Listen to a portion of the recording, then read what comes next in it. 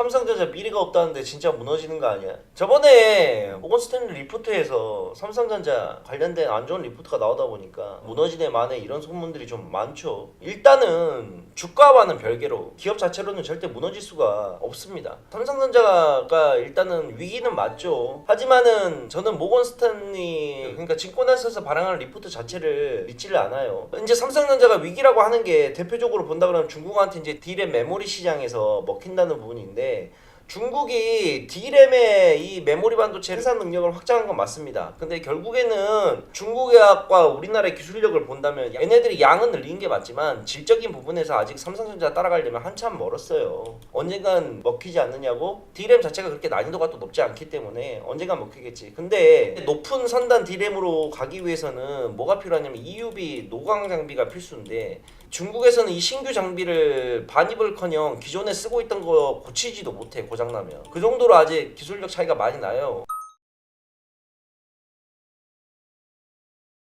삼성전자 위기설이 끊이지가 않습니다. 주가 또한 계속해서 좀 악재들을 반영하고 있는데, 사실 저는 좀 생각이 다릅니다. 삼성전자가 뭐 내일부터 무조건 오를 거다 이렇게 말씀을 드릴 수는 없겠지만, 현재 우려스러운 분위기에 파묻혀 있는 혹은 이 숨겨져 있는 내용들이 좀 있는 것 같아서 오늘은 관련된 내용들을 한번 말씀드려 볼까 합니다. 자, 삼성전자의 악재 과연 뭐가 있느냐, 우리 모두가 알고 있습니다. 그래서 길게 말하지도 않을 겁니다. 지금은 일일이 복잡하게 생각할 때가 절대 아니라고 생각을 해요. 사실 수급을 본다고 하더라도 외국인 투자자는 9월 3일부터 내리 순 매도세만 보였고, 이 규모가 제가 직접 계산을 한번 해보니까 꽤나 엄청났습니다. 한 달 동안 현재 시가총액 대비 2%가 넘는 매도세를 보였다는 건 분명 충분히 놀랄만한 점이에요. 그렇다면 지금 투자자들은 이런 생각을 할 겁니다. 뭐 주식은 이분법이 아니지만 두 가지로 나뉠 것 같아요. 어디까지 빠질 것인가, 혹은 지금은 저렴한 구간인가.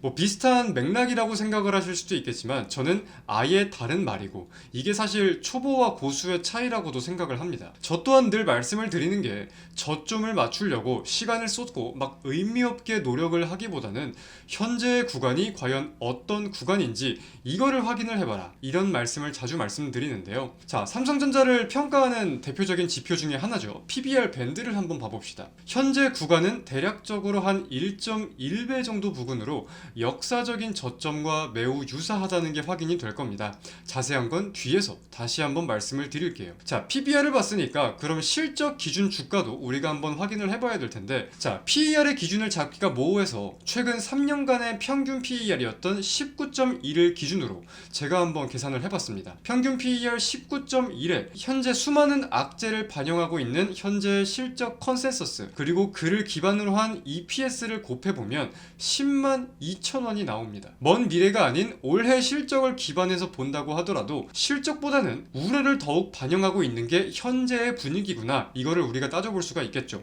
현재는 5만원 후반에서 6만원 초반을 왔다 갔다 하고 있으니까. 물론 뭐 삼성전자를 실적과 업황 정도로 평가를 할 수는 없겠다만, 제가 지금 여러분들께 드리고자 하는 말씀은 현재의 가격이, 현재가 위치가 어떤지 우리가 객관적으로 분석해 볼 필요가 있는 시점이라는 겁니다. 자, 그렇다면 PBR 밴드를 다시 한번 봐볼게요. 자, 역사적으로 1.1 부근을 기록했을 때는 서브프라임, 코로나 등과 같이 경제 대공황과 같은 큰 악재들이 있을 때였습니다. 그때도 1.1배는 깨지 않고 반등이 나왔다라는 게 이 차트의 핵심이겠죠. 자, 그런 판단은 이제 여러분들이 하시는 겁니다. 지금이 과연 서브프라임, 코로나 급락장세와 같은 분위기인지, 아니지 더 큰 분위기라서 이거를 깰 것 같은지, 이거는 우리가 각자 생각해 볼 필요가 있는 거겠죠. 자, 그럼 여기까지 지금 정리된 내용이라면 뭐가 있을까요?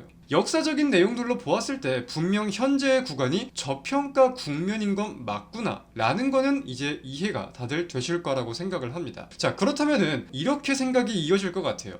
자, 지금부터 그럼 주가의 하락을 깨고 상승할 수 있는 호재가 뭐가 나올까? 이거를 굉장히 중요하게 생각을 하실 것 같은데, 중요한 건 이게 아닙니다. 새로운 호재는 사실 크게 필요가 없을 수도 있어요. 왜냐? 주가를 빠지게 한 악재들만 정리가 되어도 해소되는 모습들만 좀 보이는 보인다고 하더라도 자, 어차피 지금이 저평가 국면이라는 것을 우리가 인지를 했다면 그 다음은 주가는 본래 가치를 찾기 마련이다 라는 논리를 앞세워서 생각해 볼 수가 있는 시점이라는 거죠. 물론 뭐 누군가는 삼성전자 종말론이 지금 돌고 있는 것처럼 진짜 큰 악재라고 생각을 할 수도 있겠죠. 정답은 없습니다. 저는 이러한 견해와 분석이 있는데 많은 분들이 모르시는 것 같아서 제 생각도 함께 전달을 드리고자 하는 거니까 참고 영상 정도로 잘 봐주시고요. 자, 우리가 가장 걱정하는 건 이 HBM과 파운드리에 대한 격차입니다. 실제로 TSMC와 격차는 사실 어마무시하게 벌어져 있고 그런 와중에 삼성전자는 이 평택 캠퍼스 파운드리 라인을 일부 끄겠다, 셧다운하겠다고 언급을 했어요. 자, 근데 지금 대만의 TSMC는 어때요? 가동률을 100%가 넘고 있다라는 말이 나올 정도로 엄청난 활황이라는 게 사실상 큰 악재라면 악재겠죠. 근데 저도 그렇습니다. 사실 저도 이 파운드리의 격차는 더 벌어질 것 같기는 해요. 솔직히는. 근데 왜? 그래서 왜 더 주목을 해야 하는 부분이 있냐? 라고 한다면 자, 삼성전자의 DS 부문 수장이 교체되었죠. 많은 분들이 알고 계신 내용입니다. 그렇다면 저는 이 생각을 해볼 것 같아요. 현재와 선택과 집중에 큰 맹점이 있을 수 있겠다. 저는 사실 지금 이 생각이 들거든요. 삼성전자 IDM, 즉 종합반도체 기업으로 이름을 널리 알리고 있지만 실상 메모리는 SK와 마이크론에, 그리고 파운드리는 TSMC에 다 뺏기고 있는 형태에서는 모든 분야의 기대가 중요하지 않다라는 겁니다. 이 기대와 악재는 결국 불확실성이에요. 불확실성이 계속 공존하면서 변동성을 보였었다면 차라리 이 파운드리의 불확실성이라는 거를 일단 악재로서라도 반영을 시키고 불확실성을 조금 락시킨 다음에 메모리에 집중할 수 있는 발판이 되나, 여기에 우리가 생각해 볼 수 있는 포인트가 있다는 거죠. 자, 그렇다면 지금 메모리는 잘 되고 있느냐? 사실 아닙니다. 발표되어 있는 로드맵을 봐도 그렇고 여러분들이 알고 계신 내용을 종합해봐도 삼성전자는 사실 꽤나 밀리고 있는 상황이 많습니다. 자, 근데 제가 말씀을 드렸죠. 메모리의 힘을 더욱 실을 수 있는 발판이 생겨나고 있다는 게 기대거리의 시발점일 수 있지 않을까, 이런 생각을 해볼 수가 있겠다고. 제가 사업 전략에 대해서 판단을 할 수 있는 사람은 절대 아니겠지만 다시 말씀을 드릴게요. 지금이 어떤 구간인지 인지한 채로 업황과 같은 내용들을 생각해 봐야 된다. 이게 핵심인 겁니다. 자, 메모리 판가에 대한 우려가 분명히 확대가 되고 있는 건 맞습니다. 근데 반대로 반도체는 뭐예요? 사이클 산업이죠. 현재로서 본다고 하더라도 사실 상승 사이클이 지금 이제 맞이를 하고 있다가 단기적인 우려가 확대가 되고 있는 거고, 그 주요 내용 중에 하나인 재고 조정, 이 재고 조정의 종료 시기는 점차 다가오고 있습니다. 그리고 마이크론의 실적으로 하여금 HBM 수요는 분명하게 확인이 되었고, 마이크론의 실적에서 많은 분들이 놓치시는 포인트가 이거 같거든요. D램과 낸드 매출 또한 10% 이상씩 분명히 증가를 하긴 했어요. HBM에 묻히고 있는 것들이 있긴 하지만. 자, 근데 이 마이크론의 실적이 발표가 되고 그럼 그 다음에 삼성전자의 3분기 실적에 대해서 우리가 따져본다면 이런 부분들도 있긴 있었구나 라고 생각을 해볼 수가 있는 거겠죠. 그리고 이제 또 많은 분들이 우려감을 가지시는 게 이 인공지능 랠리에 삼성전자가 빠지고 있는 포인트잖아요. 과연 어떻게 낄 수 있을 것인가? 이게 저도 난제라면 난제겠지만 가능성은 높아질 발판이 그려지고 있는 게 첫 번째라고 생각을 해볼 수가 있겠죠. 자, 예시를 들어서 이런 게 있어요. HBM4가 빠르면 연내에 규격이나 관련된 기준들이 나올 거고 내년부터 삼성전자와 SK하이닉스도 진행을 예정하고 있습니다. 삼성전자의 로드맵에도 포함이 돼 있어요.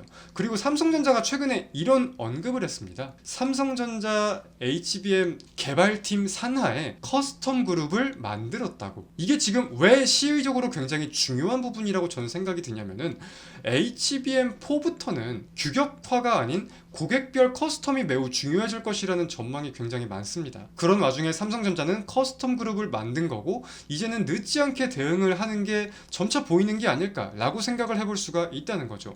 게다가 삼성전자는 한 군데만 하는 게 아니라 IDM, 종합 반도체 기업이라는 것을 감안한다면 커스텀에 대해 대응이 빠를 수 있는 기대감도 함께 한번 노려볼 수 있지 않을까라고 생각을 합니다. 특히 이제 내년에 엔비디아의 신규 칩 루빈이라는 게 발표가 되고 HBM4라는 게 거기에 탑재될 전망이라는 게 확인되고 있는 시점이라고 한다면 다양한 내용을 지금은 집약적으로 한번 돌이켜볼 필요가 분명 있을 것 같다가 저의 결론입니다. 정리를 하자면 사실 뭐 반도체 업황이 무조건 돌아오기 때문에 HBM을 이제 잘할 거기 때문에 뭐 이런 건 저는 모르겠습니다. 기대감은 있지만 명확하게 말씀을 드리긴 애매한 거죠.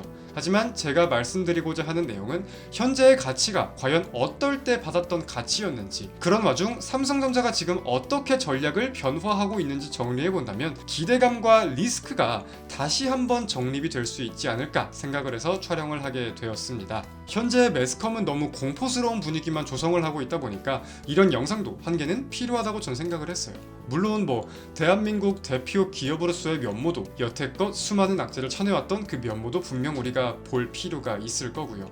그래서 오늘 영상은 이런 내용들을 가지고 좀 마무리가 될 것 같고요. 언제나 오늘처럼 그리고 어제처럼 우리 개인 투자자분들을 위해 노력하는 이호수가 되겠습니다. 감사합니다.